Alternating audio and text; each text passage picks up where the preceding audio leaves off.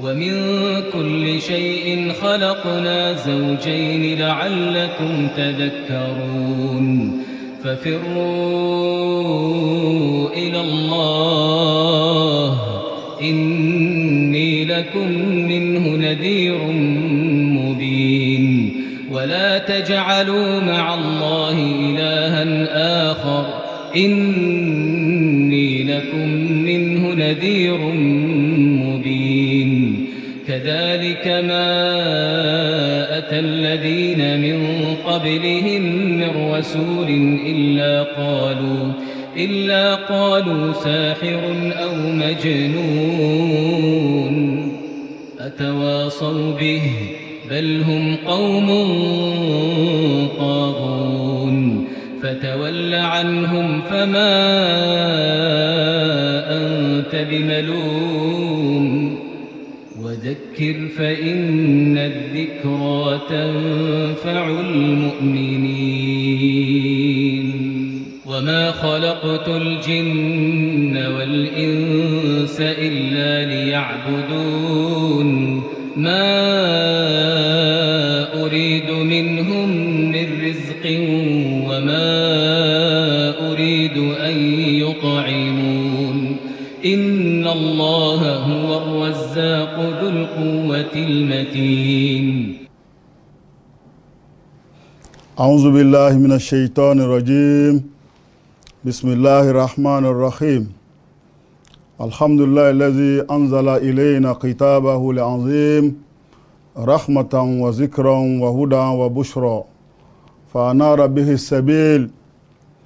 وأقام به الحجة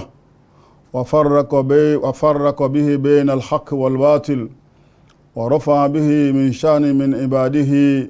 وفضلهم على كثير مما خلق تفضيلا والصلاة والسلام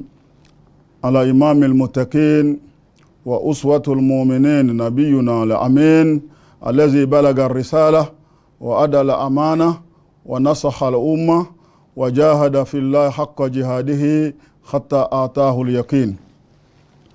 السلام عليكم ورحمة الله وبركاته. adúpẹ́ lọ́dọ̀ Ọlọ́run ọba tó sọ tírà rẹ̀ kalẹ̀ fún wa. Tírà òní tírà òun náà ni alukurani tó tóbi, alukurani tó ga, ìwé tó ju gbogbo òwe lọ. Ọlọ́run bá sọ kalẹ̀ fáwọn ẹ̀dá rẹ̀ kó máa jẹ́ ìkẹ́, kó sì máa jẹ́ ìwé tí ó máa rán wa létí, kó jẹ́ ìwé tí ó máa fi wá mọ̀nà, kó wá jẹ́ ìwé tí ó máa fún wa ní ìró ìdùnnú tí ìbànújẹ́ bá wà pẹ̀lú wa, kí Kùránì wa kó gbé kó sọ di ìdùnnú. Ọlọ́run sọ tírà yìí kalẹ̀ kó lè máa jẹ́ ìmọ́lẹ̀ tá a máa fi rìnà gbogbo ọ̀nà tí bá ń ṣókùnkùn, tí Kùránì bá débẹ̀ kó máa tàn mọ́lẹ̀ sí. Ọlọ́run wá sọ tírà yìí tí ó padà jẹ́ ẹ̀rí lé wa lérí pẹ̀yìn ọmọ èèyàn láwùjáre kan lẹ́nu. Ṣé bí mo sọ alùkùránì kalẹ̀ fún yín? Ṣé bí mo rán jíṣẹ́ sí pẹ̀lú alùkùránì pé kó wá jíṣẹ́ fún yín? Tírà yìí iṣẹ́ tọ́lọ́run fi ṣe lára àwọn èèyàn pọ̀. Tírà náà ló dé ló wá la irọ́ yàtọ̀ sí òdodo. Ó jẹ́ ká mọ̀ òdodo lọ́tọ̀, ó jẹ́ ká mọ̀ pé èyí tí wọ́n ń gbé bọ̀ yìí irọ́ ni, àdáhùn irọ́ ni, pàtàkì irọ́ ni, kò sódodo ń bẹ̀. Tírà yìí ló jẹ́ ká mọ̀ bẹ́ẹ̀. Tírà yìí bákan náà òun lọ́lọ́run fi ṣàgbéga fún àwọn ẹrú rẹ̀. Ó gbé ìkẹ́ fún wọn,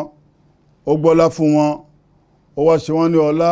táàrírú ẹ̀ nínú gbogbo ohun tí ń jọlá. Alukurani ni Ọlọ́run fi ṣe bẹ́ẹ̀. Àwa tọrọ ìkẹ́ ìgẹ̀ fún ànábì wa Muhammad, aṣáájú gbogbo àwọn imam, aṣáájú àwọn olùbẹ̀rù Ọlọ́run.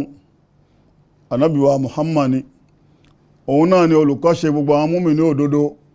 àwọn tí wọ́n gbọ́ Ọlọ́run bá gbọ́ lódodo. Kò síbì kan tí wọ́n ti kọ́ wa wọn, ìwà òdodo wọn, ìwà ògbàgbọ́ òdodo wọn, kò sọ́dọ̀ ẹnìkan tán ti kọ́ tó kọjá ọ̀dọ̀ ànábì wa Muhammad. Ànábì náà lẹ́ni táyé fọkàn tán, òun náà lọ́lọ́run gbà fún.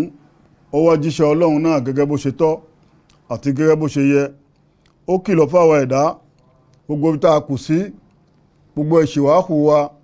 àyìmọ̀wàhù wa dáadáa, ànábì kì wá nílọ̀. Ó sì jẹ́ ká mọ̀ pé ní tí ò dáa kò dáa ni o. Ó wá jagun sójú ọ̀nà Ọlọ́run ní pàápàá jagun tọ́lọ́run fúnra rẹ̀ jẹ́rìí ẹ̀ ẹnu ẹ̀ bẹ́ẹ̀ ló wà títọjọ́ kẹyìn dé ikú dé wá pa. ẹ̀yin jàmáà wa lọ́kùnrin àti lóbìnrin, ẹ rí pé ní ọ̀rọ̀ wa tó kọjá nígbàtí Ramadan kù dẹ̀dẹ̀, àwa ṣàlàyé fún apẹ́ Al-Qur'ani inú oṣù ẹ̀ láwọ̀ yìí. Kùránì ó jẹ́ ìwé kan tó ṣe pé Ọlọ́run sọ kalẹ̀ ní oṣù Ramadan, a sì ṣàlàyé ọ̀rọ̀ púpọ̀ nípa rẹ̀, bó ti yẹ ká ṣe pẹ̀lú ẹ̀. àwọn tó ṣíwájú wa láwọn ẹni eré báwo ni wọ́n lo Kùránì gbà ní Ramadan, a ṣàlàyé fún wa ní ọ̀rọ̀ wa tó kọjá. èyí tá a gbé wá lónìí òun náà ni abala kejì tí ó máa rìn lérí abala tàkọ́kọ́ tí ó máa jẹ́ ìjókòó tafsir. àwọn ìjókòó tafsir wa, ìjókòó bí tán ti ń tó Al-Qur'ani fún wa, ìjókòó bí tá ti máa ń lọ nájú pẹ̀lú Al-Qur'ani tá máa ń gbọ́ lẹ́nu àwọn ẹni tó rìn nípa rẹ̀. kí ni pàtó ìjókòó náà lódodo, báwo ló ṣe yẹ ká bá jókòó náà, kí lọ́nà tí ẹni tí fẹ́ ṣe tafsir, ọ̀nà tó yẹ kó máa gbé tafsir rẹ̀ gbà, ọ̀nà wo ló yẹ kó máa tọ̀, ọ̀nà wo ló yẹ ká bá lọ́dọ̀ àfáà oní tafsir, a gbọ́ àlàyé nípa rẹ̀. lẹ́yìn wá àgbà náà, àwọn májẹ̀mú olóde mọ́lẹ̀ tí ò gbọdọ̀ kọjá májẹ̀mú náà nínú tafsir rẹ̀ tó fẹ́ mọ́ ṣe fún wa. lẹ́yìn wá àgbà náà, àwọn ìwà wo ló yẹ ká bá lọ́dọ̀ àfáà tó fẹ́ ṣe tafsir fún wa, ẹ̀kọ́ wo ló yẹ ká bá lọ́dọ̀ rẹ̀, nítorí pé iṣẹ́ tó gbé dání iṣẹ́ tó lágbára ni, iṣẹ́ táyé bùkátà ni. ó fẹ́ máa wọnú ọgbà ọ̀rọ̀ Ọlọ́run tí ó máa túmọ̀ ẹ̀ fún wa, a gbọ́dọ̀ bá àwọn ìwà ọmọlúwàbí lára rẹ̀. a ṣàlàyé fúnra wa nípa rẹ̀ níwọ̀n bá básìkò ṣe bá ṣe mọ́. fa inna ilma tafsir min ashrafil ulum. ìmọ̀ tafsir tá a fẹ́ sọ̀rọ̀ nípa rẹ̀ yìí, ó wà nínú àwọn ìmọ̀ tó pàtàkì, ó wà nínú àwọn ìmọ̀ tó gò, ó wà nínú àwọn ìmọ̀ tó lágbára tó ṣe wípé a gbọ́dọ̀ fi ṣeré nínú Islam, a gbọ́dọ̀ yẹpẹrẹ rẹ̀, a gbọ́dọ̀ mọ́kàákún. ó wà nínú àwọn ìmọ̀ tó kàǹkà tí ọlá rẹ̀ pọ̀, tálùbáríkà rẹ̀ pọ̀. ìmọ̀ kan ni tó gbayì, ìmọ̀ kan tó lágbára tá a gbọ́dọ̀ fi ṣeré nínú Islam. ilma tafsir, ìmọ̀ tafsir, ìmọ̀ kátútìrà Ọlọ́run, mímọ̀ rẹ̀ ó ní agbára.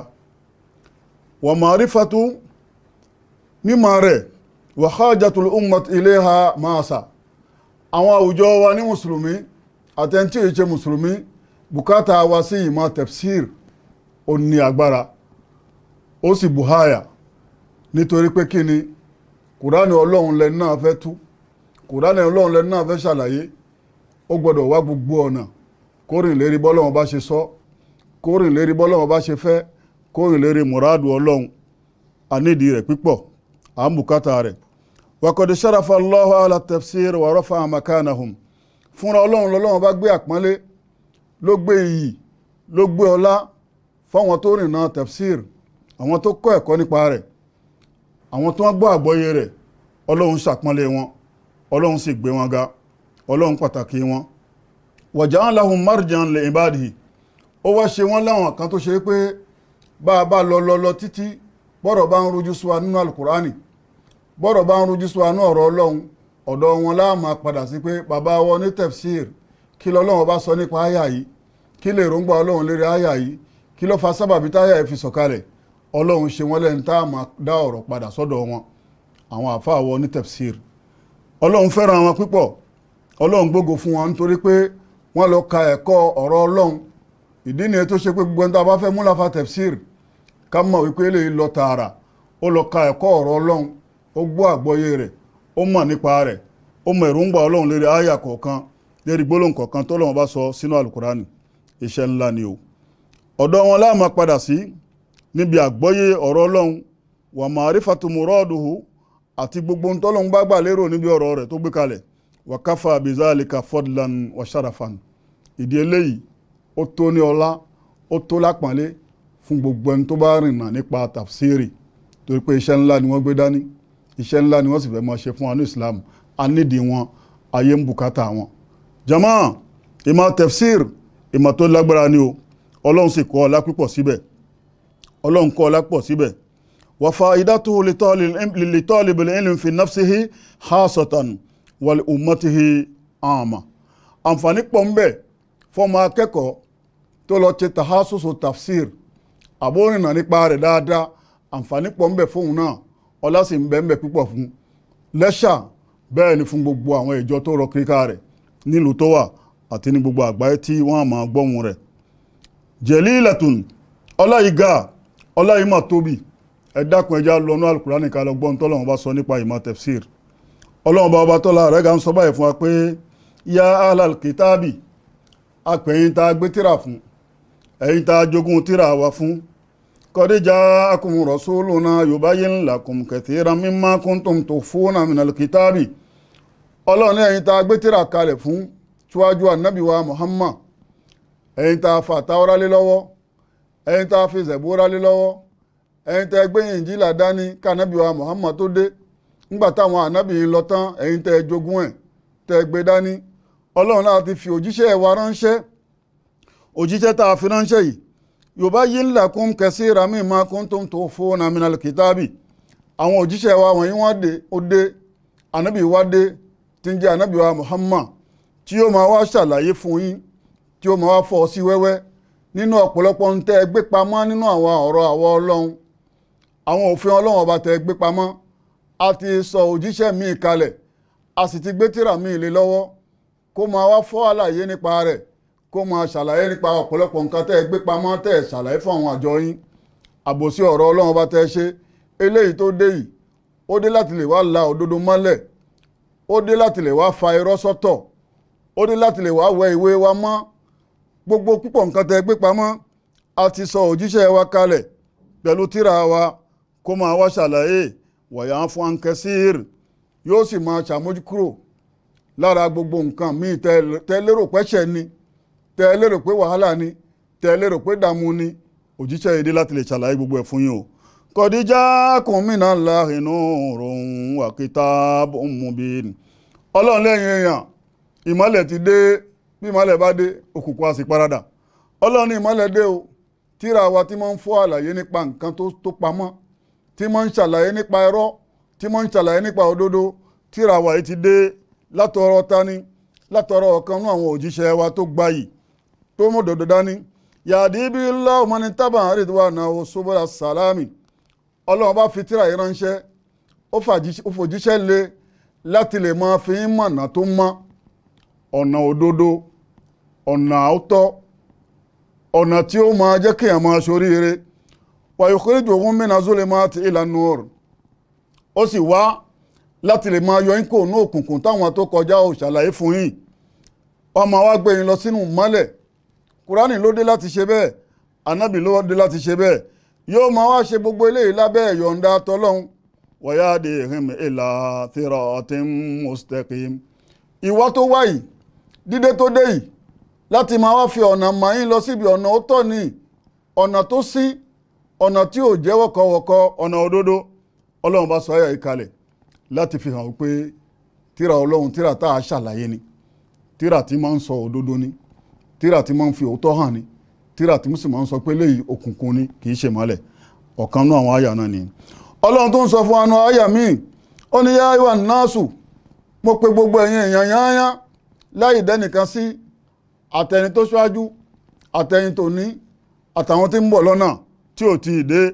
ọlọ́run mo pe gbogbo yín. qad ja'akum burhanun min rabbikum. ìwé òdodo dé, ìwé òótọ́ dé, ìwé oríire dé, ìwé ìmọ̀nà dé látọ̀dọ̀ tani, látọ̀dọ̀ ọlọ́run ọba yín. wa anzalna ilaykum nuran mubina. nínú tírà náà la gbé ìmọ́lẹ̀ tó fojú hàn sí, ìmọ́lẹ̀ tó fojú hàn tí ó máa sọ pé òótọ́ ni, irọ́ ni, oríire ni, orí ibú ni, orí ibú ni. àwọn ọlọ́run bá ti sọ̀rọ̀ tírà bẹ́ẹ̀ kalẹ̀ sọ́dọ̀ yín. fa amal ladhina amanu billahi. kẹwàá dáwọn tó bá gbọ́ lọ́wọ́n ọba gbọ́ nínú yín, tán gbà pé Ọlọ́run ọba ló ní gbogbo nǹkan, tán gbà pé Ọlọ́run ọba ló ní ìmọ̀nà ayé, tán gbà pé Ọlọ́run ọba ló dá oríire ayé, tán gbà pé bíyàn bá gbà fọ́lọ́run ìsinmi ni, ìdùnnú ni, ayọ̀ ni. wa tasamu bihi, tí wọ́n sì dúró ti Ọlọ́run ọba lérí ìgbàgbọ́ wọn. fasayudkhiluhum fi rahmatin minhu. ọlọ́run láwọn eléyìí ti wà ní ìkẹ́ o. àwọn tán bá gbà fáwọ̀ ọlọ́run, tán gbọ́kàn àwọn fáwọ̀ ọlọ́run, tán dóńdó tòótọ́ pé èyí ọ̀rọ̀ ọlọ́run ọba ni, ìdájúdájú inú ìkẹ́ lágbìn àwọ̀. wa fadlin, tán bá ń bọ́ sínú ìkẹ́, ọlọ́run máa rọ kiri káwọn lẹ́ẹ̀kan náà. wa yahdihim ila siratin mustaqim. ọlọ́run wá fi ọ̀nà dáadáa tí wọ́n máa tọ̀ láyé tí wàhálà ò ní bá wọn tí ìnira ò ní bá wọn títí tí wọ́n fi wá sọ́dọ̀ ọlọ́run ọba ọlọ́lá. áyà yìí àti tàkọ́kọ́ àti gbogbo ọ̀rọ̀ áyà bẹ́ẹ̀ yìí fi hàn wá pé ọ̀rọ̀ ọlọ́run ọ̀rọ̀ tá a ṣàlàyé ni ọ̀rọ̀ tá a rìnà nípa rẹ̀ ni iṣẹ́ tí kùránì wá ṣe nù ní iṣẹ́ tí ànábì wa Muhammad wá ṣe nìyẹn.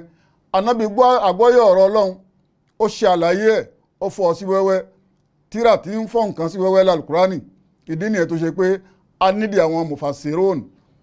mufasirun àwọn tí ó máa ṣe tafsiri kùránì fún wa a nídìí wọn ní Islam a nídìí wọn pípọ̀ tán bá rìn náà tán kọ́ ẹ̀kọ́ bẹ́ẹ̀ tán gbọ́ àgbọ́yé bẹ́ẹ̀ a nídìí wọn pípọ̀. falmufasir ẹni tá a pè olùtú alùkùránì mufasiru wa ẹni tó jẹ́ bẹ́ẹ̀ mubalig wa mubayin òun náà ni ó máa mú ọ̀rọ̀ ọlọ́run ọba dógógó omi tọ́lọ́run ọba fẹ́ èròǹgbà ọlọ́run mubayin yóò máa ṣàlàyé ẹ̀ pé ááyà yìí nǹkan báyìí lọ́lọ́run ọba sọ níbẹ̀ ááyà yìí èròǹgbà ọlọ́run ọba ní. almufasir ẹni tó fẹ́ máa tú alùkùránì fún wa tó fẹ́ máa ṣàlàyé alùkùránì fún wa wàhùwà mubalig òun náà lẹni tí ó máa mú ògóńgó ọ̀rọ̀ ọlọ́run ọba dópin wàmùbáyínúhù tí ó sì máa ṣàlàyé nípa rẹ̀ pẹ̀lú àlàyé òdodo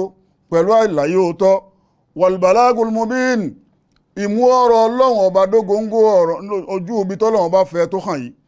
wà hásù wàzọ́ ìfurúsùl òun náà ní iṣẹ́ ẹ̀ṣà táwọn ànábì ọlọ́run wá ṣe àwọn ànábì ọlọ́run wọ́n wá ṣàlàyé ọ̀rọ̀ ọlọ́run ọba ní wọ́n wá fọ́ sí wẹ́wẹ́ wọ́n wá fi òdodo tó wà lé ayé fi hàn wọ́n sì wá fi irọ́ táwọn èèyàn sápamọ́ sábẹ́ tí wọ́n ń ṣe jàǹbá wọ́n á fi hàn èyàn gangan níṣẹ́ àwọn ànábì ọlọ́run táwọn ṣe láyé. falmufasir ẹni tá a pè lẹ́ni tó fẹ́ máa ṣàlàyé alukurani yìí ẹni tó máa ṣe tafsiri fún wa yìí wárísù dáwà ó wá jogún ìpèpè sójú ọ̀nà ọlọ́run ọba ní látọ̀dọ̀ àwọn tani látọ̀dọ̀ àwọn ànábì ọlọ́run lẹ́ṣà ànábì wa Muhammad yàdùn bí máa da ábì yìí ń tá ànábì ọlọ́run bá fi pèpè lòun náà fẹ́ máa fi pèpè ń tá ànábì ọlọ́run bá fi ṣe wáàsí lòun náà fẹ́ máa fi ṣe wáàsí kò gbọ́dọ̀ máa lọ wá nǹkan míì kan níbì kan láti lè máa fi sọ̀rọ̀ yàtọ̀ sí tó gbọ́ lẹ́nu ànábì tó gbọ́ nínú alukurani wàyùzákè bí máa zákàrà bìhí yóò sì máa rán àwọn èèyàn létí yóò máa ṣe wáàsí fún àwọn èèyàn pẹ̀lú ń tá ànábì wa Muhammad fi ṣe wáàsí òun náà ní alukurani wàyùbáṣir bí máa báṣara bìhí yóò sì máa fún àwọn èèyàn ní ròdùnú pẹ̀lú ń tá ànábì wa Muhammad fi fún àwọn èèyàn ní ròdùnú. waqad qala Allahu ta'ala tábà wọ̀ ọ̀rọ̀ ọlọ́run bá tọ́lọ́run bá sọ fún anú alukurani láyé míì onífàzà kẹrẹ bẹ́ẹ̀ ló kọ̀ra ànìmọ̀ ìyàhá fún wáyé ó ní wà nábì máa fa alukurani fi rán wọn létí máa fa alukurani fi ta wọ́n jí àwọn tani máa ń yàhá fún wáyé àwọn tó ń bẹ̀rù ìlérí ọlọ́run àwọn tó ń bẹ̀rù ìyà ọlọ́run àwọn tó ń bẹ̀rù wàhálà ọlọ́run tọ́lọ́run lè gbé bá alágbọ́mágbà láyé tọ́lọ́run lè gbé bá ẹni tí ń ṣe kọ́ńkínná láyé kó tó wá lọ́kàn ìyà tọ̀run máa fi ọ̀rọ̀ ọlọ́run bá fi dẹ́rù bà wọ́n máa fọ̀rọ̀ ọlọ́run bá sọ̀rọ̀ fún wọn. ọlọ́run tó ń sọ láyè míì wa anzir bihi allazina yakhafuna an yukhsharu ila rabbihim máa fi ọ̀rọ̀ ọlọ́run bá fi ṣèkìlọ̀ fún wọn. àwọn àwo ni àwọn tí wọ́n ń bẹ̀rù láti lọ bọ́ síwájú ọlọ́run ọba laysa lahum min dunihi waliyyun wala shafi'un tí wọ́n mọ̀ wípé kò sẹ́nìkan olùgbàlà kan ò sí fún wọn lẹ́yìn ọlọ́run bẹ́ẹ̀ ni kò sí olùṣìpẹ̀ kan fún wọn lẹ́yìn ọlọ́run máa fọ̀rọ̀ ọlọ́run bá fi ṣe wáàsí fún wọn la'allahum yattaqun kó lè mú wọn lọ bí ìbẹ̀rù ọlọ́run kó lè mú wọn lọ bí ìpáyà ọlọ́run kán lè mọṣẹ́ ẹ̀rí tán fẹ́ ṣe tó bá ṣe pé lódodo wọ́n ń bẹ̀rù àti dìde burúkú níwájú ọlọ́run tó bá ṣe pé lódodo wọ́n ń bẹ̀rù kápọ̀ tán àwọn ọmọdá tó bá ṣe pé lódodo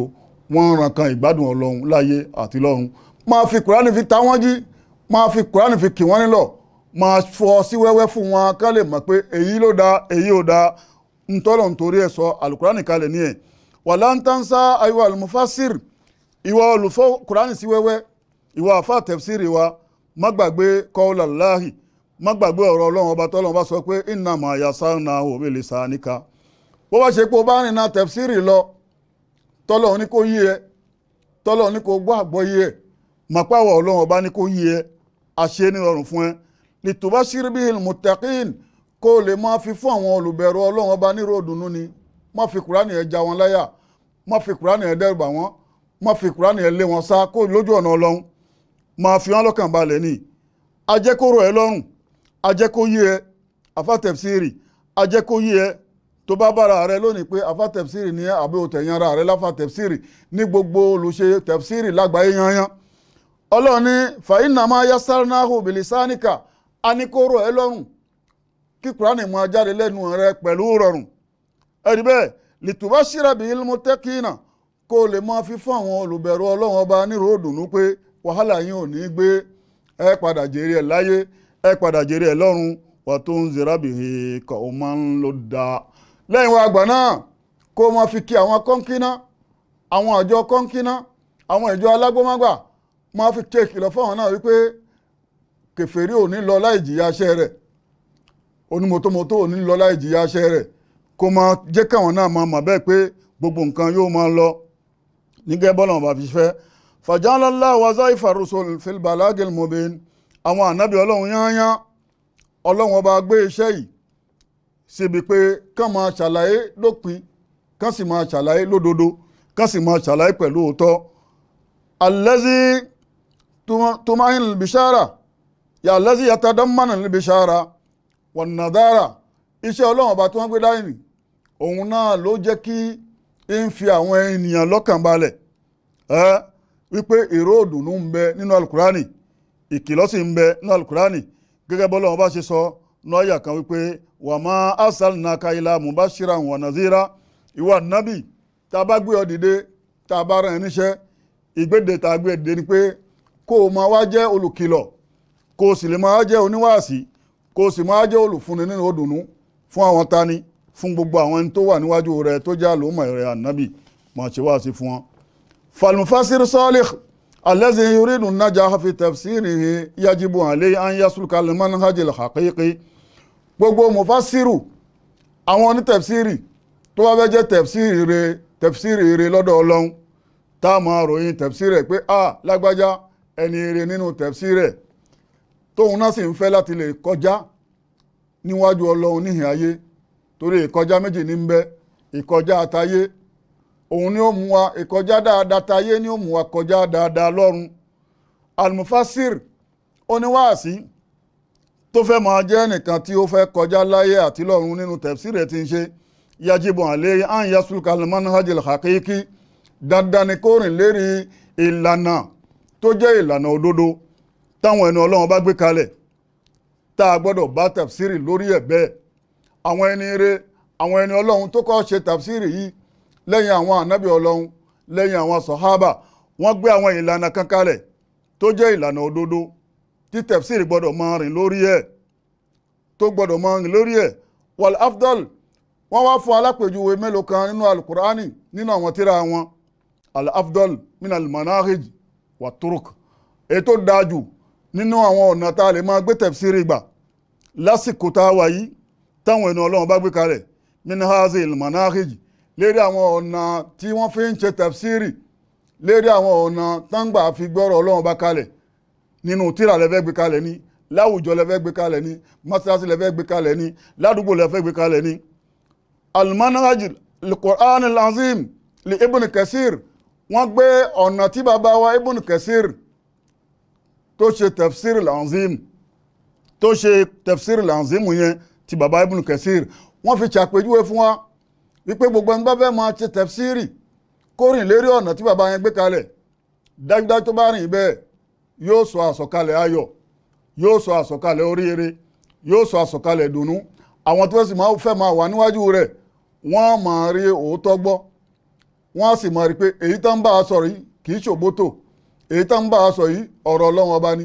èyí tá ń bá a sọ yìí ó fẹ́ kó wa kó ní òkùnkùn lọ sínú mọ́lẹ̀ ni ẹ̀rí bẹ́ẹ̀ kàmá qala al-Imamu Suyuti bàbá wa Imamu Suyuti ló sọ̀rọ̀ nípa tafsir al-azim tá a sọ yẹn ti bàbá Ibn Kathir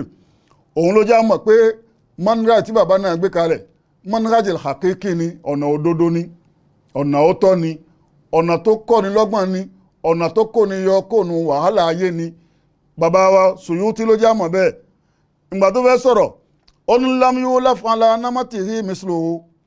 ó lóun fẹ́ lè má rẹ́ nìkan tó kọrú tafsiri tó kọ kalẹ̀ yẹn ọ̀nà tiẹ̀ tó gbé kalẹ̀ òun fẹ́ lè má rẹ́ nìkan tó kọrú ẹ̀ wa hadha rajin ila salamatil manhaj kí ló dé tó ń sọ bẹ́ẹ̀ ni pé àláfíà wà ní ọ̀nà náà ọ̀nà ìgbé tẹ̀fsírì tiẹ̀ kalẹ̀ àláfíà ó wà nú ẹ̀ pípọ̀ bó ní tẹ̀fsírì bá tẹ̀lé tó bá rìn lórí ẹ̀ yóò rí nǹkan kíkọ̀ gbé jáde ní nǹkan dáadáa alẹ́zí sára àléhì ibùn kẹsìr fi tẹ̀fsírì yìí ọ̀nà tí bàbá wa ibùn kẹsìr tó gbé kalẹ̀ fi ṣe tẹ̀fsírì tiẹ̀ àláfíà pọ̀ nínú ẹ̀ dáadáa ìfọ̀kànbalẹ̀ sì pọ̀ nínú ẹ̀ dáadáa wàhùwà tẹ̀fsírì bil ma'sur tá a bá wo bàbá náà ọwọ́ tí wọ́n fi ń ṣe tẹ̀fsírì tiẹ̀ ní pé tẹ̀fsírì ẹ̀ pẹ̀lú àwọn ìdí ọ̀ràn pẹ̀lú àwọn delil nínú Kùránì delil nínú ọ̀rọ̀ ànábì wa Muhammad delil nínú àwọn ọ̀rọ̀ sọ̀hábà delil nínú àwọn ọ̀rọ̀ àwọn tábìínà at-tafsir bil ma'sur ọ̀nà tí bàbá wa gbé kalẹ̀ ní ẹ̀ wa qad bayyana zalika fi muqaddimati tafsiri bi qawlihi tábà wo ìbẹ̀rẹ̀ tafsiri bàbá náà ó ṣe àlàyé fún wa níbẹ̀rẹ̀ tírà rẹ̀ pé fàyín qala qailun fama ahsan tafsir tóòlù sọ̀rọ̀ bá fẹ́ sọ̀rọ̀ pé tafsiri wo ló dáa jù lásìkò tá a wà yìí tafsiri wo náà lójú lánàá tá a bá sọ tafsiri lanzimu tá a sọ yìí àwọn jamiatul islamiyya gẹ́gẹ́ bí jamia tiwa ní Niger mo rò pé bẹ́ẹ̀ náà ló gbọ́dọ̀ jẹ́ jamia Madina lọ́hùn tafsiri ẹ̀ náà fi máa ń ṣe mọ̀kọ́rà tafsiri fún pípọ̀ wa torí pé tafsir bil ma'sur ni ó ní tí sọ̀rọ̀ bá fẹ́ sọ̀rọ̀ lásìkò tá a wà yìí fal jawabu ina asakha torku fi zalika an yufassira al-Qur'an bil-Qur'an ó lè tó dáa jù nínú tafsir èyí tó wọlé jù fún gbogbo ẹni bá fẹ́ ṣe tafsir òun náà ni kó ṣe kíní kó máa fi al-Qur'ani fi tó al-Qur'ani kó máa fi al-Qur'ani fi tó al-Qur'ani ọ̀nà ọ̀la àgbà fi al-Qur'ani fi tó al-Qur'ani tó bá mú àyà kan wá ó tún lọ wá àyà tó jọ nínú súrà míì ó tún lọ wá àyà tó jọ nínú súrà míì tí ó máa mú ìtumọ̀ kan náà dání an tufassira al-Qur'an bil-Qur'an kó máa fi al-Qur'ani fi tó al-Qur'ani fani ayaka fa alayka bi sunnati tó bá rí pé ó rí àyà kan tó fẹ́ tó àyà tó ń tún yẹn nínú al-Qur'ani alayka bi sunnati sọ̀kalẹ̀ sínú súnà Ànábì wa Muhammad kó lọ wo hadisi tó jọ tó mú túmọ̀ àyà tó ń sọ yẹn kó lọ wo hadisi kan tó mú túmọ̀ náà dání fa innaha sharikatul Qur'ani torí pé hadisi ló wá ṣe àlàyé Qur'ani fún wa jama wa mufassirun ọ̀nà bàbá wa Ibn Kathir tó fi tó al-Qur'ani là ń gbé bọ̀ ni pẹ̀lú ògo Ọlọ́run á tún máa tẹ̀síwájú láti mú ọ̀pọ̀lọpọ̀ àlàyé wá lórí ẹ̀ káfi wá wé ní tà ń ṣe náwọn ìlú wa lónìí káfi wá wé àwọn tẹ̀fsírì wa lóde òní àwọn ìjókòó tẹ̀fsírì wa káfi wá wé subhana rabbika rabbil izzati amma yasifun wa salamun ala al-mursalin walhamdulillahi rabbil alamin. Assalamu alaikum warahmatullahi wabarakatuh. Ìkànnì tẹ́ ń wò yìí náà ní ìkànnì Sunna TV níbi tí àwọn onímọ̀ ti ń tẹ̀ ìmọ́lẹ̀ sórí ẹ̀sìn Islam látọ̀rí Sunna TV ìmọ́lẹ̀ nínú sunna Nabi Muhammad sallallahu alayhi wa sallam. Ní gbogbo ìgbà ní kẹ́ ẹ máa wò wá tí ẹ sì máa rí ẹ̀kọ́ ẹ̀sìn kọ́ lórí ìkànnì yìí náà ni o. Òun ló múlẹ̀ rẹ̀kẹ̀tẹ̀ yàtọ̀ yìí gbogbo mùsùlùmí lọ́kùnrin àti lóbìnrin ẹ jẹ́ ká máa wo Sunna TV ẹ jẹ́ àwọn ọmọ wa náà máa wo Sunna TV kí wọ́n lè bá ní ìmọ̀ tó péye nípa sunna ìkànnì tó ń tàn mọ́lẹ̀ sínú ẹ̀sìn ni Sunna TV Yorùbá ẹ máa wò wá ní gbogbo ìgbà kẹ́sì máa kọ́ ẹ̀kọ́ tó péye nípa sunna. alhamdulillahi rabbil alamin gẹ́gẹ́ bí ọ̀rọ̀ wa tá ń bá bọ̀ bàbá wa Suyuti ń sọ fún wa pé bí gbogbo sọ̀rọ̀sọ̀rọ̀ bá fẹ́ sọ̀rọ̀ nípa tafsiri pé èwo ló dáa jù ọ̀nà wo ló dáa jù gẹ́gẹ́ bí àlàyé tá ń ṣe bọ̀ òun náà ni ọ̀nà tí bàbá wa Ibn Kathir nínú tafsiri lanzimu rẹ̀ tó ṣe òun ni pé ó ṣe tafsiri rẹ̀ pẹ̀lú masur àwọn àyà al-Qur'ani a máa fi àyà Qur'ani fi tú Qur'ani ó wá ń bá bọ̀ wípé bó bá ń wá ìtumọ̀ àyà tó ń gbé bọ̀ nínú Qur'ani tó bá rí sọ̀kalẹ̀ sínú súnà Ànábì wa Muhammad gẹ́gẹ́ bí bàbá wa Ibn Kathir ṣe gbé kalẹ̀ rọ̀jánà fi zálìkà ilà akwali sọ̀hábà tàbá wọnú súnà Ànábì wa Muhammad yẹn ni pé tá a bá rí hadith kan tó lè fi tú àyà náà nítorí pé hadith ló tú Qur'ani fún wa hadith kan ò tú àyà tó ń gbé bọ̀ ni ó ní kó sọ̀kalẹ̀ kó lọ sí ọ̀nà ọ̀rọ̀ àwọn sọ̀hábà fa innahum adra bizalik lima shahaduhum an nabi sallallahu alaihi wasallam nítorí pé àwọn sọ̀hábà ọ̀rọ̀ wọn náà tó fi tú Qur'ani fún tí wọ́n gán ní fún ìṣẹ̀mí tí wọ́n lò pẹ̀lú ànábì wa Muhammad tàbá múnú ọ̀rọ̀ wọn fi tú alukurani wọ́n lo ọ̀pọ̀lọpọ̀ ọgbà pẹ̀lú ànábì ìṣesí pípọ̀ sí ṣẹlẹ̀ sí wọn nǹkan pípọ̀ sí jẹ́ ẹ̀ṣà wọn wàlímọ́ lágún min alfahmi tam fún àgbọ́yé tí ń bẹ fún wọn fálùkùránì tí wọ́n bá ànábì lògbà rẹ̀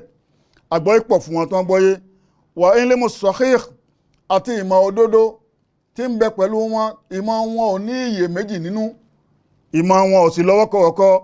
wal amalu salih àti iṣẹ́ dáadáa tí wọ́n jogún ẹ̀ lọ́dọ̀ ànábì wa Muhammad ọ̀rọ̀ àwọn sàhábà pàápàá ó tó fi tó alukurani summa qala bàbá wa ń sọ báyìí pé faslun idha lam najid tafsiri fil quran wala fi sunna ó ń tàbá fẹ́ ṣe tafsiri alukurani àwa rí àyà kan tá a lè fi ṣe tafsiri àyà tá à ń gbé bọ̀ bẹ́ẹ̀ la rí àdísì kan tá a lè fi tú wala wajadtahu inda sàhábà tó bá tún wọnú ọ̀rọ̀ àwọn sàhábà tó rí àyà kan ó rí ọ̀rọ̀ wọn kan tó lè fi tú Kùránì faqad raja kathirin min al-a'imma fi zalika ila aqwali tabi'ina pípọ̀ nínú àwọn olùmọ̀ tí ń ṣe tafsiri wọ́n padà lọ sọ́dọ̀ àwọn ọ̀rọ̀ sínú ọ̀rọ̀ àwọn tabi'ina àwọn tó tẹ̀lé àwọn sàhábà wọ́n sọ̀kalẹ̀ sọ́dọ̀ wọn gẹ́gẹ́ bí ọ̀rọ̀ bàbá wa Mujahid bun Jabr Mujahid wọn a máa padà sínú àwọn ọ̀rọ̀ rẹ̀ tó sọ lẹ́yìn wa àgbà náà wọn a máa padà sínú ọ̀rọ̀ bàbá wa Sa'id ọmọ Jubair àti gbogbo àwọn bàbá wa bíi Ikrima àwọn èèyàn bẹ́ẹ̀ bẹ́ẹ̀ bàbá wa Hasan al-Basri wọn a padà sọ́dọ̀ wọn wa Sa'id ibn Musayyib wọn a padà sọ́dọ̀ bàbá wa Sa'id wọn a lọ múnú àwọn ọ̀rọ̀ wọn àwọn tabi'ina wọ̀nyí àwọn náà súnmọ́ àwọn sàhábà tá a lè fi ọ̀rọ̀ wọn fi ṣe tafsiri Qur'ani wa hadhi tariqatu tu'tabar ahsanu turuqi fi tafsir aw fi tafsir al-Qur'an al-azim tabawo ọ̀nà yìí tí bàbá wa Ibn Kathir lò gẹ́gẹ́ bí àlàyé tí bàbá Suyuti ń ṣe fún alátìgbà òun ni pé ọ̀nà tó dáa jù nìyẹn fáfá tafsiri tó fẹ́ ṣe tafsiri afá tó fẹ́ ṣe tafsiri ọ̀nà tó yẹ ká bá lọ́dọ̀ ẹ̀ ni وهذا النوع من التفسير هو الطريق الوحيد لفهم القرآن ọ̀nà tá a gbé kalẹ̀ yẹn náà ni ọ̀nà kan oṣù tá a lè fi gbọ́ àgbọ́yé alukur'ani fahman sahihan ní àgbọ́yé òdodo saliman mina zegi tí ó kó wa yọ níbi iyèméjì wà dalalati àti kásọ nínú wa ala jami ma zakana yajibu ala al-mufassir tiba'in shurutu wa dawabit tabawa wo gbogbo ọ̀rọ̀ tá a sọ láti gbà a máa rí lára mufasiri pé àwọn májẹ̀mú kan ń bẹ tó gbọ́dọ̀ tẹ̀lé a kì í dédé kan jókòó ká sọ pé lágbájá làfà tafsiri kó jẹ́ pé irú mọ́nájú onílò àmọ́ bí tafsiri bil Qur'ani ní ń ṣe ni àmọ́ bí tafsiri bí sunna ní ń ṣe ni àmọ́ bí tafsiri bí aqwali sahaba ni kò yé wa bí tafsiri bí aqwali tabi'ina ni kò yé wa a kàn dédé rí pé tọ́ tafsiri là ń gbọ́ yìí bó bá kun lọ sáà agbéyàkà lọ sáà táà ní mọ bí tí ń lọ gan irú tẹ̀fsìrì wo ni àmà àwọn àjókòó tẹ̀fsìrì wa lónìí a kí gbogbo àwọn afá tẹ̀fsìrì pé wọ́n kú gbìyànjú kọ́lọ̀ ń bá wa dúpẹ́ lọ́dọ̀ wọn lérí gbìyànjú wọn àmọ́ ẹ jẹ́ ká tún tẹ̀síwájú kárìn lérí tẹ̀fsìrì màásùr gẹ́gẹ́ bí bàbá wa Ibn Kathir ṣe gbé kalẹ̀ àtẹ̀fsìrì bilquran tẹ̀fsìrì quran bilquran summa tẹ̀fsìrì alquran bisunna àtẹ̀fsìrì alquran bí akwal sahaba súnmọ́ akwal tabi'in tàbárin bẹ́ẹ̀ a rí pé a rí òdodo ọ̀rọ̀ gbé kalẹ̀ a rí ọ̀nà gidi fi máa ma àwọn èèyàn a máa kàn dédé jókòó ìfẹ́ ẹnu wa là ń gbé jáde ohun tó wù wá ká sọ là ń sọ kò sí lérí ọ̀nà tọ́lọ́hun kò sí lérí ọ̀tà àwọn nábì kò sí lérí àwọn sahaba àmọ́ bí tí ń gbé tẹ̀fsìrì rẹ gbà gẹ́gẹ́ bí ọ̀pọ̀lọpọ̀ ń tà ń gán nínú àwọn tẹ̀fsìrì lónìí àwọn olùmọ̀ sọ fún wa pé gbogbo ń bá fẹ́ ṣe tafsiri kì í ṣe ẹnikẹ́ni làákà ń sọ pé lágbájá máa bọ́ síbẹ̀ máa ṣe tafsiri a gbọ́dọ̀ rí àwọn májẹ̀mú kan lára rẹ̀ àkọ́kọ́ al-ma'rifatu bi lugatil arabiyya wa ulumiha gbọ̀ngbọ́n fẹ́ jẹ́ àfa tafsiri ó gbọ́dọ̀ gbọ́ àgbọ́yé èdè lárúbá sámú al-ma'rifatu bi lugatil arabiyya wa ulumiha ó gbọ́dọ̀ jẹ́ nìkan tí ó gbọ́ èdè lárúbá sámú yóò máa kọ yóò máa kà yóò sì lágbọ́yé rẹ̀ àti gbogbo ìmọ̀ tí ń bẹ lágbègbè èdè lárúbáwá gbígbọ́ gẹ́bí náhù wàlbàlágà wà sọ́rfù wàlmọ́ntík gbogbo àwọn nǹkan bẹ́ẹ̀ falabudda al-mufassir ma'rifatuha dandan ni kí yẹn tó fẹ́ jẹ́ mufasiri kó mọ gbogbo ń tà ń sọ wọ̀nyí kó mọ bàlágà sámú kó mọ náhù sámú kó lè mọ ṣe ìdọ́fà àwọn ọ̀rọ̀ síra wọn mùdọ́fà eléyìí ó gbọ́dọ̀ mọ̀ asífà wal mawsuf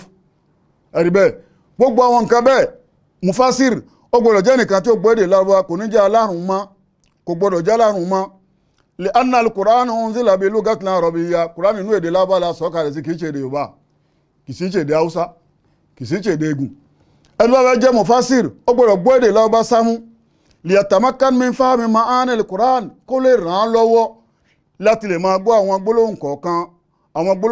kọ̀ọ̀kan tí ń bẹnu al-Qur'an nítorí gbogbo ẹ̀ lónìí tó wá ṣe wa khasa'isuhu àti ń ta torí ẹ̀ ṣá Qur'an lẹ́ṣà wa ghayru zalika àti gbogbo wọn nǹkan bẹ́ẹ̀ bí ò bá gbèdè Lárúbáwá lágbọ́ ìgidi sámú àfà ìwíkúwìí ní ọmọ wí o ìtukùtù ní ó sì máa tú àbí kókó gbé tẹ̀fsírì kalẹ̀ gan kó jẹ́ pé wákà láà máa gbọ́ kó jẹ́ pé orin láà máa gbọ́ ẹ̀rí tẹ̀fsírì la lọ áyà tá à ń bá bọ̀ wọ́n fi ilẹ̀ wọ́n lọ mú áyà kan tí ò tẹ̀ síbi tá a wà rárá ẹ̀rí bẹ́ẹ̀ èyí náà máa fi ṣe wá sí fún wa akégbìyànjú gbogbo yín àmọ́ àwọn ọ̀nà tó da májẹ̀mú tí ń bẹ lábẹ́ tẹ̀fsírì òun là ń gbọ́ yìí. ẹlẹ́ẹ̀kejì al-ma'rifatu bi usulu tẹ̀fsírì ẹni bá bẹ́ẹ̀ rìn náà tẹ̀fsírì lọ gbọ́dọ̀ ní ìmọ̀ kan tá à ń pè ní usulu tẹ̀fsírì àwọn àpìlẹ̀ tafsiri ó gbọ́dọ̀ mọ̀ wàlẹ̀ òun ló mú lómúta alíkọ́tù bí i gbogbo àwọn ìmọ̀ tó rọ kíríkà tafsiri ó gbọ́dọ̀ mọ̀ ẹ̀rí bẹ́ẹ̀ wọ̀nyánbàgì al-mufassir an ya'lama bí ilmi usuli tafsiri ó gbọ́dọ̀ mọ̀ ìmọ̀ usulu tafsiri dáadáa gbogbo àwọn tó rìnà tafsiri lọ tí wọ́n lọ àwọn jamiat àbínú sanawiyat mi wọ́n kọ́ wọ́n sì mọ̀ pé usulu tafsiri lèyí bàbá ṣe tẹ̀fsírì ọ̀nà tá a gbégbà ní wọn a máa kọ́ èèyàn dáadáa wọ́n máa yàtọ̀ fárá wọn mínìwó mínà lóhun lómi gbogbo ìmọ̀ tó rọ kíríkà tẹ̀fsírì tó fẹ́ ṣe gẹ́gẹ́ bí an-nasikh wal mansukh ẹni tó fẹ́ ṣe tẹ̀fsírì kan gbọ́dọ̀ mọ̀ áyà kan tó wá tó apá áyà kan rẹ̀ ó gbọ́dọ̀ mọ̀ wa asbabun nuzul kí ni sábàbí tí áyà kọ̀ọ̀kan fi sọ̀kalẹ̀ kó kàn mọ́ máa gbé àgbélẹ̀rọ ọ̀rọ̀ kalẹ̀ lásán àwọn ìtàn inú Kùránì ó gbọ́dọ̀ mọ̀ àwọn òye inú alukurani ó gbọ́dọ̀ mọ̀ ẹni tó jẹ́ àfá tẹ̀fsírì ó gbọ́dọ̀ rìn náà wọn ní gbogbo lọ ká lè máa gbádùn ọ̀rọ̀ Ọlọ́run tó fẹ́ máa sọ ìdí nìyẹn tó ṣe pé àwọn ìlú ńláńlá ẹnikẹ́ni kọ́ ni wọ́n máa ń mú wọn a máa mú ẹni tó kájú ẹ̀ ẹni tá a lè gbé sí gbangba pé lágbájá ẹ ṣàlàyé tẹ̀fsírì fún wa kí làwọn májẹ̀mú tí ń bẹ lábẹ́ rẹ̀ òun náà gangan gbọ́dọ̀ ti máa ná lẹ́yìn wá gbà náà àfá tẹ̀fsírì ó gbọ́dọ̀ ní síkhatul intiqad àdìọ́kan rẹ̀ gbọ́dọ̀ lálàáfíà ìgbàgbọ́ rẹ̀ gbọ́dọ̀ lálàáfíà àfá tẹ̀fsírì ò gbọ́dọ̀ jẹ́ ẹlẹ́bọ àfá tẹ̀fsírì ò gbọ́dọ̀ jólóṣà àfá tẹ̀fsírì ò gbọ́dọ̀ jẹ́ nìkan tí ìmánì rẹ̀ yóò máa mì ìgbàgbọ́ rẹ̀ yóò máa mì ó gbọ́dọ̀ jẹ́ nìkan tí ó gbé ìgbàgbọ́ rẹ̀ fọlọ́run pé ntọ́lọ́run bá ṣe lọ́lọ́run ṣe ntọ́lọ́run bá mú wa lọ́lọ́run bá mú wa ó gbọ́dọ̀ jẹ́ nìkan tó ṣe pé ìgbàgbọ́ láàmú bá lọ́dọ̀ rẹ̀ li anna al-aqida tàṣírún aláṣọ́kíbìhá torí pé ìgbàgbọ́ ni a máa lapa a sì máa ran ẹni tó fẹ́ ṣe nǹkan lọ́wọ́ ìgbàgbọ́ yẹn a máa ràn án lọ́wọ́ a máa lapa lára rẹ̀ nǹkan náà sọ́kíkátù tó bá jẹ́ pé ìgbàgbọ́ náà àdìọ́kàn náà bá jẹ́ òdodo tó bá jẹ́ òdodo tí ì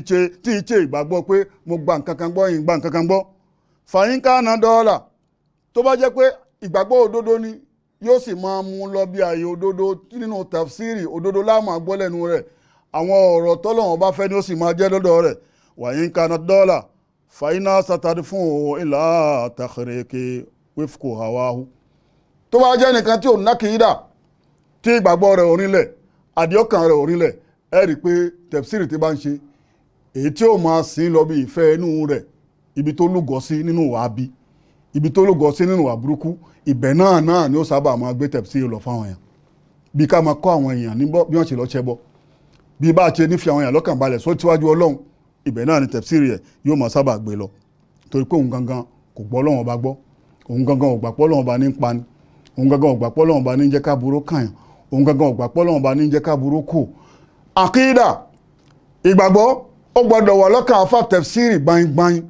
ìdí nìyẹn tó ṣe pé kì í ṣe pé ẹnikẹ́ni yóò kàn bọ́ sí ìdí alukurani tí ó máa tú kurani lọ rárá o àwọn wọn jẹ̀mú yìí àwọn olùmọ̀ gbé kalẹ̀ pé agbọ́dọ̀ bá lọ́dọ̀ àfa tafsir. ẹlẹ́kẹ̀rin at-tajarrud min hawa wa ta'assub al-mazhabi al-mazmum. ẹni tó fẹ́ jẹ́ àfa tafsir ó gbọ́dọ̀ jẹ́ nìkan tó ṣe pé yóò bọ̀pá bọ́sẹ̀ níbi ìfẹ́ ẹnu, kò ní jó nífẹ̀ẹ́ ẹnu. ní tí mo sọ yìí náà ni mo sọ rárá o, gbogbo ń tàfà tafsir bá fẹ́ sọ ó gbọ́dọ̀ rán a lọ di kùránì, ó sì gbọ́dọ̀ rán a lọ di ọ̀rọ̀ anábì wa Muhammad, yóò sì sọnu tíra tó gbé kà fún wa torí ilẹ̀ ti mọ́, kì í ṣe pé kákan déédéé wò kíká sọ̀rọ̀. gbàdúrà sọ̀rọ̀ lẹ́ẹ̀kan mo ní bàbá wa Suyuti sọ báyìí sára bàbá wa Ibnul Kathir. tá a bá fẹ́ wo ọ̀rọ̀ tí mo sọ yẹn ẹ lọ wọnú tíra kan tá à ń pè ní at-tafsir wal mufassirun, at-tafsir wal mufassirun, ẹ bá ọ̀rọ̀ yẹn níbẹ̀ tí bàbá wa Suyuti sọ̀rọ̀ yẹn síbẹ̀ ẹ̀rí bẹ́ẹ̀. gbogbo ń bá fẹ́ jẹ́ onítafsírì ó gbọ́dọ̀ bọ́ pábọ́sẹ̀ yóò bọ́ra lẹ̀ pátápátá níbi hawa ìfẹ́ ẹnu wa ta'assubul mazhabi al-mazmum, àbí kó máa gbọ́lá fọ́nà tiẹ̀ tó wà. ẹ foríjì mi lápèjúwe ẹni tí bá ń ṣe kọ̀ọ̀dìríyà, ẹni tí bá ń ṣe kọ̀ọ̀dìríyà tí bá ń ṣe tafsírì lọ ẹ rí i pé gbogbo ọ̀nà tí ó máa mú àwọn èèyàn lọ bí kọ̀ọ̀dìríyà ni ó máa lọ tí ò sì gbọ́dọ̀ rí bẹ́ẹ̀. at-tajarrud min al-hawa, tó bá fẹ́ ṣe kùránì tó bá fẹ́ ṣe tafsírì fún wa lérí ọ̀rọ̀ ọlọ́run, ọ̀rọ̀ ànábì wa Muhammad, ọ̀rọ̀ àwọn sọ̀hábà. má gbé ìfẹ́ inú ti yẹ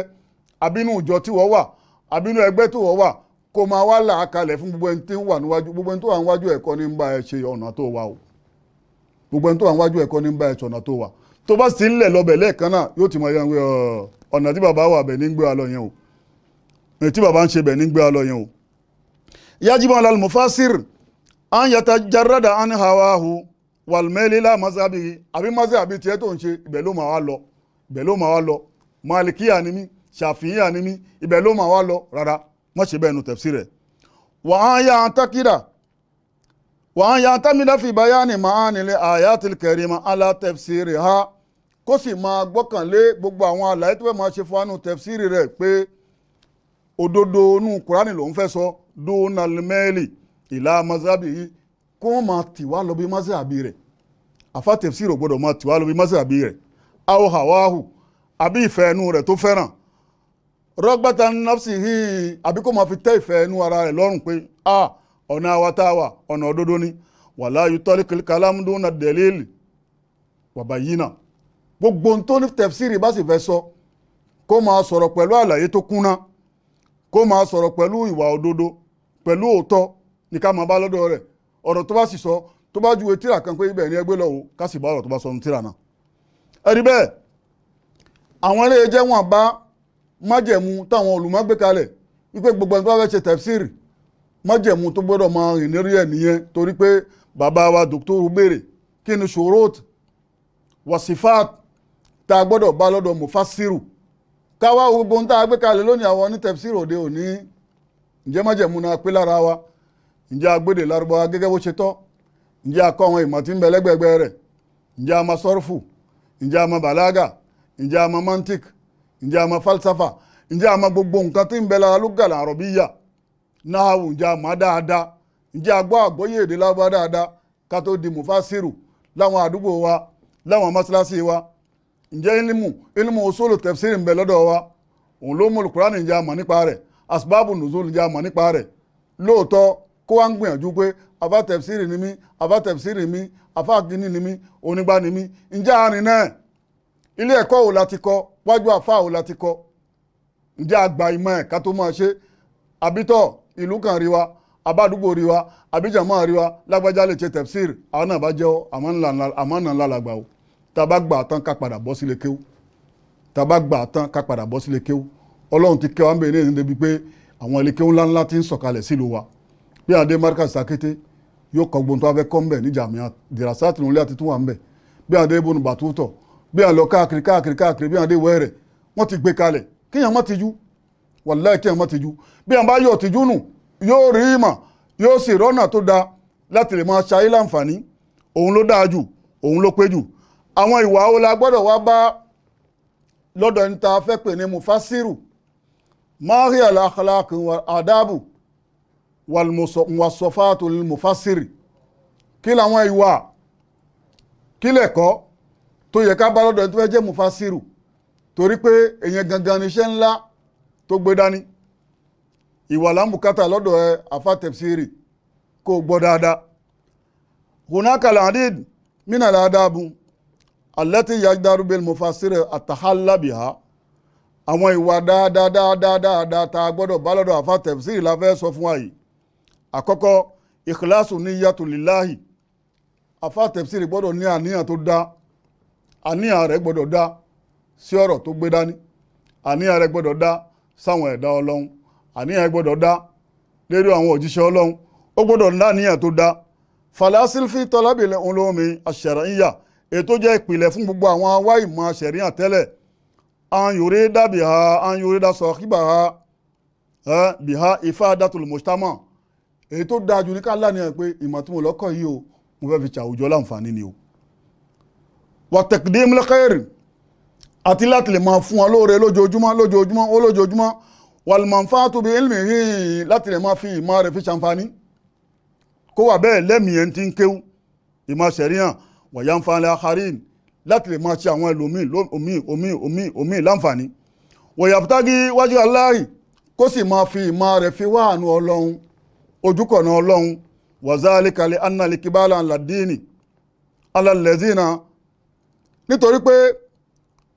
wa zalika likibala laduniya, tó bá jẹ́ pé ilé ayé ló lọ dojúkọ pẹ̀lú ìmọ̀ rẹ̀,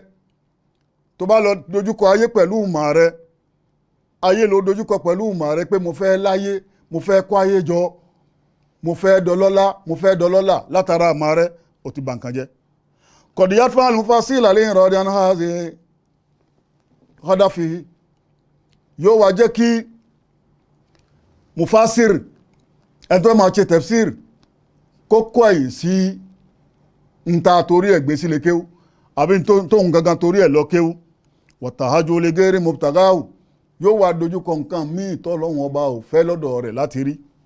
mufasir tún àníyàn rẹ̀ ṣe, kó gbà pé Ọlọ́hun ọba lọ́ba tí ń dáni lọ́lá, Ọlọ́hun ọba lọ́ba tí ń kẹ́ni. kàràhàn owó kàràhàn ayé a máa yí àníyàn èèyàn dá lérí iṣẹ́ Ọlọ́run tí èèyàn gbé dání, èèyàn ní rí jẹ́ mọ́, tó yẹ pé owó ní òmò lé káàkiri.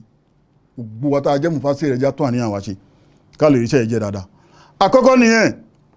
at-tahalla bil akhlaqil hasana. gbogbo nípa fẹ́ jẹ́ mufasir gbọ́dọ̀ jẹ́ nìkan tí ó máa hùwárí, yóò máa hùwárí nínú ọ̀rọ̀, yóò máa hùwárí nínú rìn, yóò máa hùwárí nínú ìṣesí. at-tahalla bil akhlaqil hasana,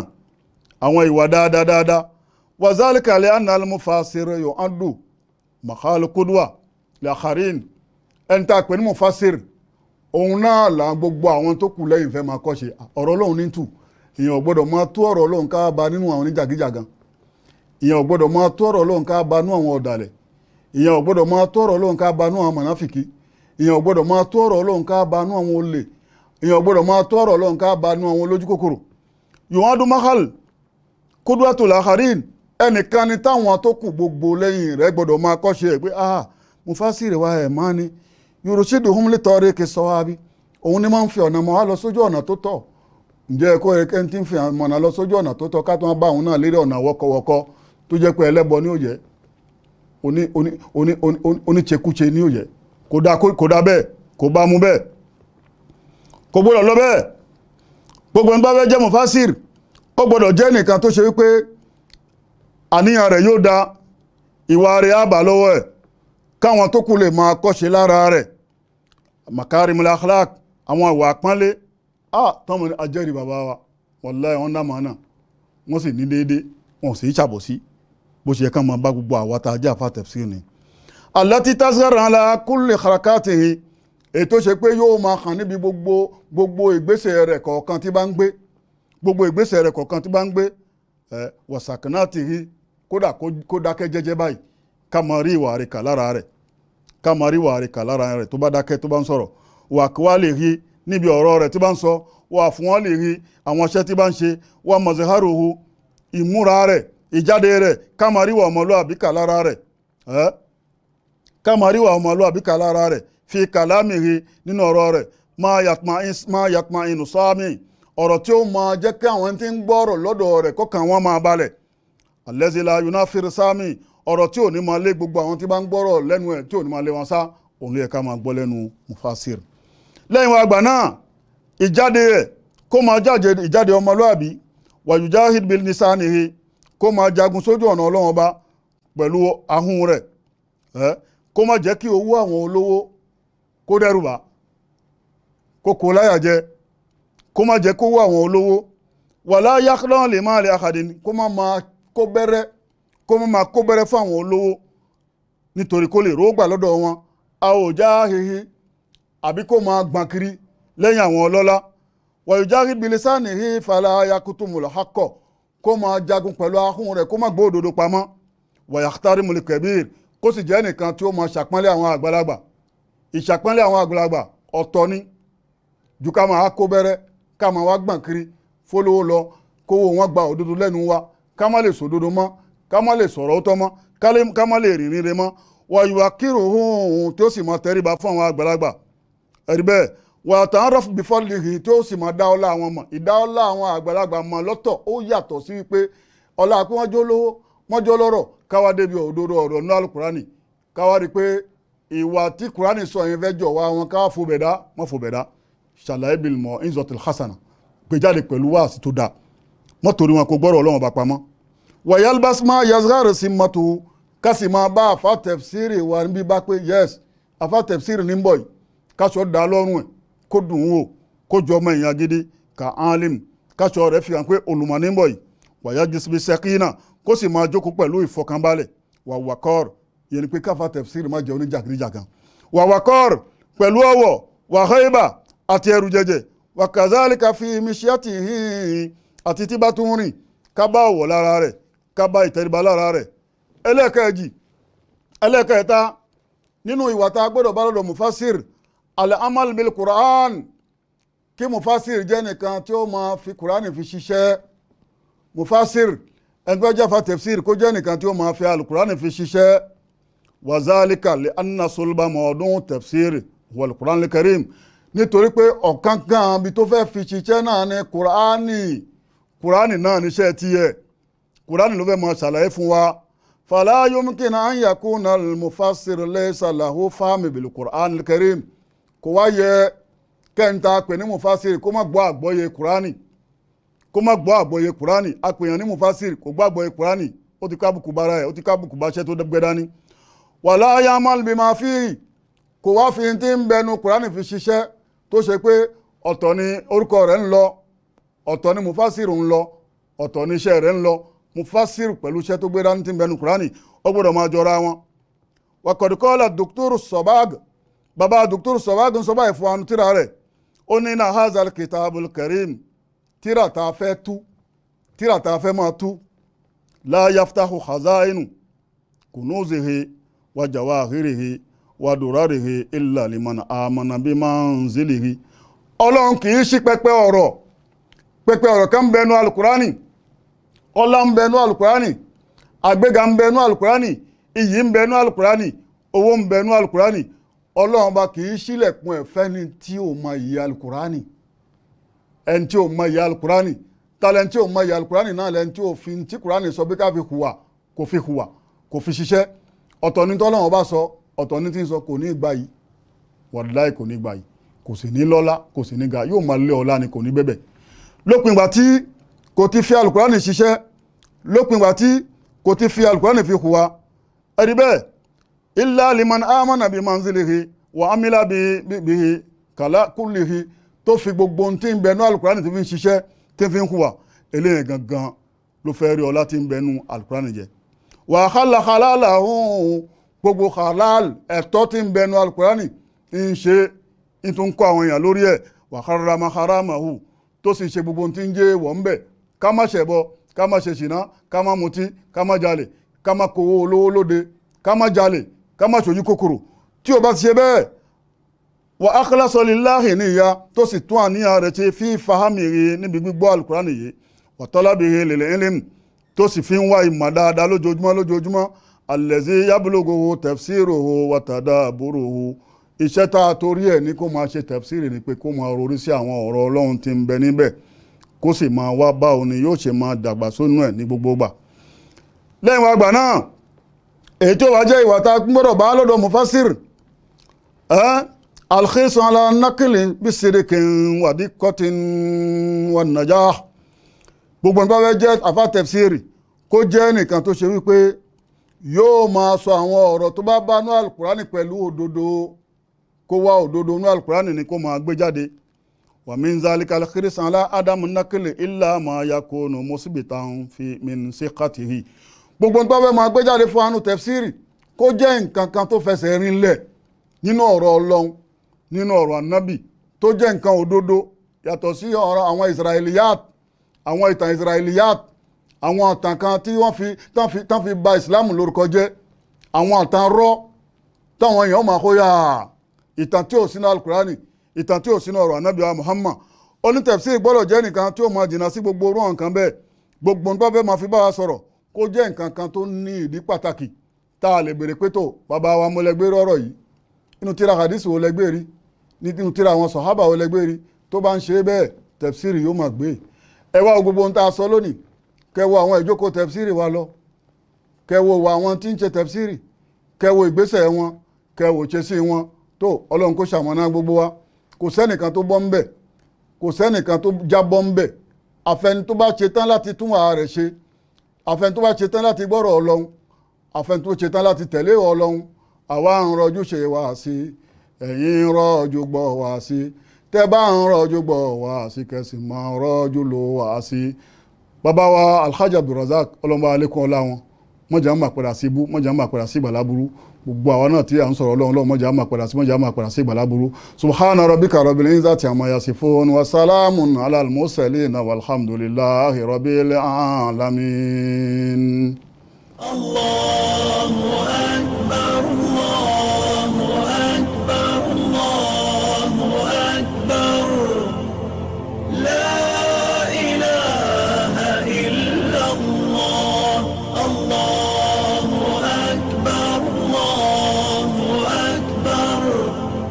ولله